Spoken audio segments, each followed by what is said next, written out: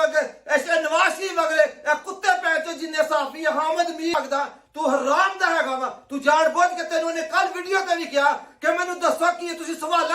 दूसरी टीम बुज़दिल जर्नैल जिसको सवाए अपना मुल्क फतह करने के कुछ नहीं आया। मुझे आप बताइए 1 इंच जमीन जो हमारी फौज ने फतह की हो, जो लाल किले पे हमने झंडे लहराने थे, वो किधर गए? सही।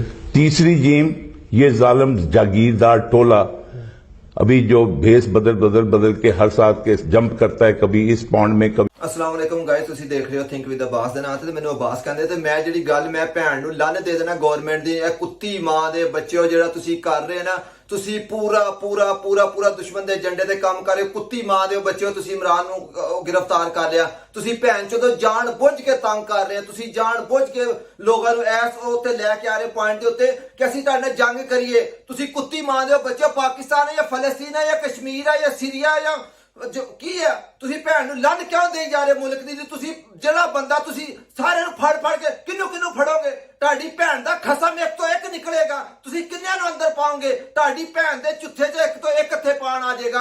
ਤੁਸੀਂ ਭੈਣ ਚੋਂ ਦਾ ਪੂਰਾ ਮੁਲਕ ਆਪਣੇ ਖਿਲਾਫ ਕਰੀ ਜਾ ਰਹੇ ਹੋ। ਹਰ ਬੰਦਾ ਤੁਹਾਡੇ ਭੈਣ ਚੋਂ ਦਾ ਤੁਹਾਨੂੰ ਥੋਕਣ ਲੱਗ ਗਿਆ, ਨਫ਼ਰਤ ਕਰਨ ਲੱਗਿਆ। ਬਾਜਾ ਤੇਰੀ ਭੈਣ ਦੇ ਚੁੱਥੇ ਦੇ ਉੱਤੇ ਲੰਨ ਕੁੱਤੀ ਮਾਂ ਦੇ ਬੱਚਿਆ। ਤੂੰ ਕੋਈ ਭੈਣ ਚੋਦ ਮਿਲ ਗਿਆ ਸਾਨੂੰ, ਤੂੰ ਸਾਡੇ ਮੁਲਕ ਨੂੰ ਤੋੜਨ ਆਇਆ। ਤੇਰੇ ਵਗਰੇ ਭੈਣ ਚੋਂ ਪਹਿਲੇ ਮੁਜੀਬੁਰ ਰਹਿਮਾਨ ਵਗਰੇ ਕੁੱਤੀ ਮਾਂ ਦੇ ਬੱਚੇ, ਤੂੰ ਤੇ ਭੈਣ ਚੋਂ ਦਾ ਏਜੰਟ ਲੱਗਦਾ। ਤੂੰ ਹਰਾਮ ਦਾ ਹੈਗਾ ਵਾ। ਤੂੰ ਜਾਣ ਬੁੱਝ ਕੇ ਤੈਨੂੰ ਨੇ ਕੱਲ ਵੀਡੀਓ ਤੇ ਵੀ ਕਿਹਾ ਕਿ ਮੈਨੂੰ ਦੱਸੋ ਕਿ ਤੁਸੀਂ ਸਵਾਲਾਂ ਦੇ ਜਵਾਬ ਨਹੀਂ ਦਿੰਦੇ। ਤੁਸੀਂ ਭੈਣ ਦੇ ਚੁੱਡੋ ਮਰੀਮ ਨਵਾਜ਼ ਰਾਣਾ ਬਾਂਦਰੀ ਤੇਰੀਆਂ ਭੈਣ ਦੇ ਛੋਲੇ 'ਚ ਲੰਨ ਮਾਰਾ ਬਦਮਾਸ਼ਾ ਕੁੱਤੀ ਮਾਂ ਦੇ ਬੱਚਾ। ਤੇਰੀਆਂ ਧੀਆਂ ਨੱਚ ਕੇ ਭੈਣ ਚੋਂ ਦਾ ਚੱਕਲੇ ਦੀ ਪੈਦਾਵਾਰ ਨੱਚੀ ਜਾ ਰਹੀਆਂ। ਮਰੀਮ ਨਵਾਜ਼ ਤੂੰ ਕੁੱਤੀ ਮਾਂ ਦੀ ਬੱਚੀ ਕਿਸੇ ਕਤਰੀ ਦੀ ਰੰਡੀ ਏ।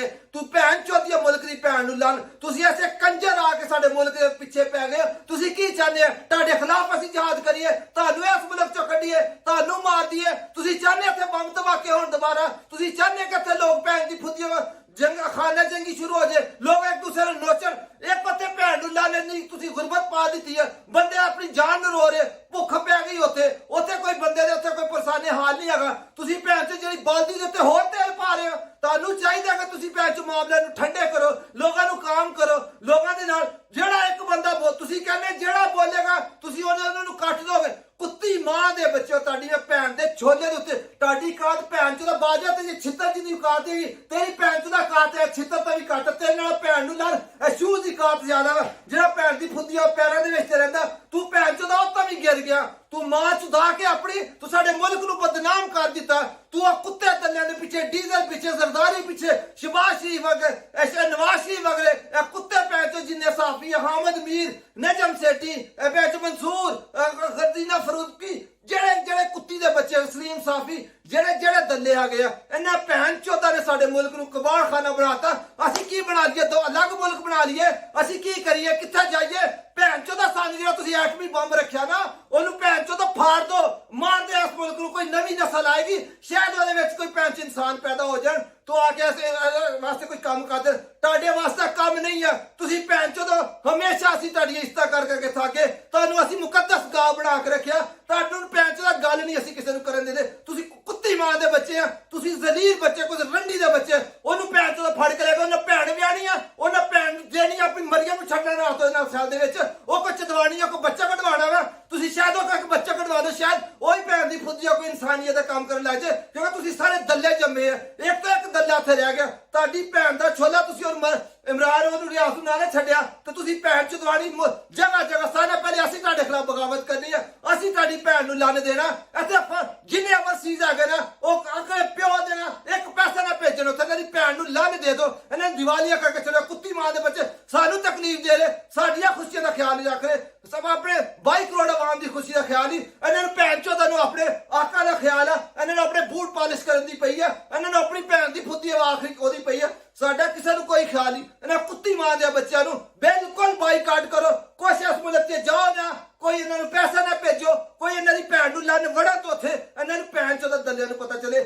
ਮੈਂ ਇਹ ਕਹਿਣਾ ਬਾਜਵਾ ਤੇ ਕੀ ਮਰੀਮ ਤੇ ਕੁੱਤੇ ਦੇ ਦੱਲਿਆ ਉਹ ਭੈਣ ਚੋਦਾ ਸ਼ਬਾਸ਼ ਰੰਡੀ ਮਾਂ ਦੇ ਬੱਚਿਆ ਔਰ ਭੈਣ ਚੋਦਾ ਰਾਣਾ ਸਰਾਉਜਾ ਔਰ ਡੱਡੂ ਚਾਰਜਰ ਜਿਹੜੇ ਤੁਸੀਂ ਕੁੱਤੀ ਮਾਂ ਦੇ ਬੱਚੇ ਹੈਗੇ ਆ ਉਹਨੂੰ ਛੱਡ ਦੋ। ਉਹ ਤੁਹਾਡੀ ਮਾਂ ਦਾ ਖਸਮ ਜਿਹੜਾ ਨਾ ਉਹਨੇ ਤੁਹਾਡੀ ਭੈਣ ਚੋਦੀ ਆ। ਮਰੀਮ ਭੈਣ ਚੋਦਾ ਉਹਦੇ ਨਾਲ ਭੇਜੀ ਸੀ, ਸਬਦਰ ਨਾਲ ਨੱਸੀ ਸੀ, ਉਹਦੇ ਨਾਲ ਨਹੀਂ ਨੱਸੀ। ਉਹਨੇ ਉਹ ਠਕਵਾਈ ਆ। ਉਸ ਤੋਂ ਬਾਅਦ ਜਾ ਕੇ ਭੈਣ 71 ਕੋ ਜਾ ਕੇ ਠਕਾਈ ਕੁੱਤੀ ਮਾਂ ਦੀ ਬੱਚੀ ਉਹਨੂੰ ਫੜੋ ਜਾ ਕੇ ਜਿਹੜਾ ਬੰਦਾ ਮੁਲਕ ਦੀ ਗੱਲ ਕਰਦਾ ਉਹਨੂੰ ਫੜ ਕੇ ਲਿਆ ਕੇ ਉਹਨੂੰ ਛੱਡੋ ਨਹੀਂ ਤੁਸੀਂ ਆਪਣੀ ਭੈਣ ਚੋਂ ਦਵਾਣੀ ਹੈ ਇਹਨਾਂ ਦੀ ਭੈਣ ਨੂੰ ਲੰਘ ਦੋ ਜਿਹੜੇ ਸੁਣਦੇ ਪਏ ਇਹਨਾਂ ਦੀ ਭੈਣ ਚੋਂ ਤੁਹਾਨੂੰ ਕੋਈ ਪੈਸਾ ਨਹੀਂ ਭੇਜਣਾ ਇਹ ਕੁੱਤੀ ਮਾਂ ਦੇ ਬੱਚਿਆਂ ਨੂੰ पाकिस्तान को 5 जीमों ने तबाह किया है।